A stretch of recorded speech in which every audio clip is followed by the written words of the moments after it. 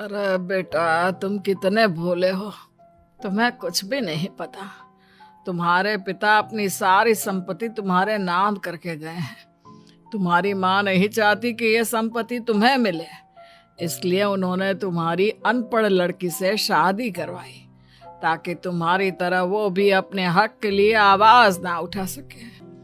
सुखराम काका, मैं क्या करूं, आप ही बताओ। माँ के सामने आते ही मेरे हाथ पैर कांपने लगते हैं। मैं माँ को कुछ भी नहीं कह पाता। वे दोनों बात कर ही रहे थे कि अचानक कमला वहां आ गई। कमला को देखकर दोनों घबरा गए। तुम दोनों फिर कभी बातें कर लेना, अभी फेरों का समय हो गया है, चलो जल्दी आओ। इस तरह फुलवा और वैभव की शादी हो गई। अगले दिन कमला ने फुलवा को बुलाया और उसे नसीहत देने लगी। देख बंजारन, तुझे मैंने अपनी बहू बना तो लिया है, लेकिन तुझे इस घर में आँख कान मुंह बंद करके रहना होगा। घर का काम कर और अपने पति से मतलब रख, समझी? कमला का ऐसा रवैया फुलवा को बिल्कुल समझ में नहीं आया। उसने वैभव से इस बारे में बात की।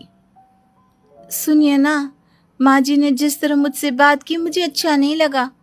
शादी से पहले तो वो मुझसे बहुत अच्छे से बात कर रही थी, लेकिन शादी के बाद उन्हें क्या हो गया। तुम ज्यादा मत सोचो, जैसा माँ कहती है वैसा ही करो। ये कहकर वैभव वहां से चला गया। अगले दिन वैभव को घर के नौकरों की तरह काम करता देख फुलवा को बहुत हैरानी हुई। फुलवा ने इस बारे में सुखराम काका से बात की तो सुखराम काका ने फुलवा को सारी बात बता दी। अब फुलवा को समझ में आ गया कि उसकी सास ने एक बंजारन को बहू क्यों बनाया। एक दिन वैभव घर का काम कर रहा था, तभी उससे कांच की प्लेट टूट गई। किसने गिराई ये कांच की प्लेट? वैभव को वहां खड़ा देख कमला ने छड़ी से उसे मारना शुरू कर दिया। उसके पैर में कांच चुभ गया और खून बहने लगा, लेकिन फिर भी कमला उसे मारे जा रही थी। ये देखकर फुलवा ने कमला के हाथ से छड़ी छीन ली और तोड़कर फेंक दी। बंजारन, तेरी इतनी हिम्मत, तूने मेरे हाथ से छड़ी छीनी? कमला फुलवा को थप्पड़ मारने ही वाली थी कि फुलवा उसका हाथ पकड़ लेती है। ओ सस माँ, मैंने मॉम की गुड़िया ना समझ लियो। बंजारन हो बंजारन, ईंट का जवाब पत्थर से देना जानती हूँ। आज के बाद मेरे या वैभव जी के ऊपर हाथ उठाने की सोचियो भी ना, समझी ससु माँ? ये कहकर फुलवा वैभव को लेकर वहां से चली गई। उसने वैभव के पैर पर पट्टी बांधी, उसके आंसू पोंछे। वैभव ने पहली बार किसी के दिल में अपने लिए इतना प्यार महसूस किया। अब फुलवा वैभव का हर काम में हाथ बटाती, उसका बहुत ख्याल रखती। इस तरह दोनों बहुत ज्यादा नजदीक आ गए।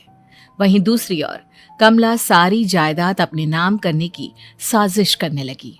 और एक दिन, वैभव, वैभव, जल्दी बाहर आओ। कमला की आवाज सुनकर वैभव और फुलवा अपने कमरे से बाहर आ गए। जी माँ, आपने बुलाया? ये ले, इन कागजों पर साइन कर दे। वैभव कागजों पर साइन करने ही वाला था कि फुलवा वैभव के हाथ से पेन छीनकर कहती है, ना वैभव जी, आप इस पर हस्ताक्षर नहीं करेंगे। आओ बंजारन, मैं तुझसे बात नहीं कर रही।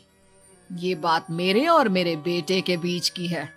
चुपचाप पेन दे दे, नहीं तो तेरी खाल उधेड़ लूंगी।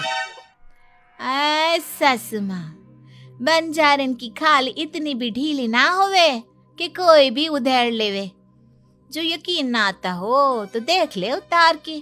और हाँ, बंजारन जरूर हूँ पर अनपढ़ ना हूँ। मन्ने भी पता है कि किसी भी कागज पर साइन करने से पहले उसे अच्छी तरह पढ़ लेवे हैं। पेन देती है या नहीं? ये कहकर कमला फुलवा को मारने आई तो फुलवा ने कमला को धक्का दे दिया और वो नीचे गिर गई। कमला डरकर वहां से भाग गई। अब फुलवा ने वो कागज उठाए और वैभव के साथ सीधा वकील के पास चली गई। वकील ने वो कागज देखे और फुलवा को बताया, वैभव के पिता की सारी जायदाद और संपत्ति वैभव के नाम है, लेकिन वैभव की सौतेली माँ इस संपत्ति को अपने नाम कराना चाहती है, इसलिए इन कागजों पर वो साइन करा रही थी। तो अब हमें क्या करना चाहिए वकील साहब?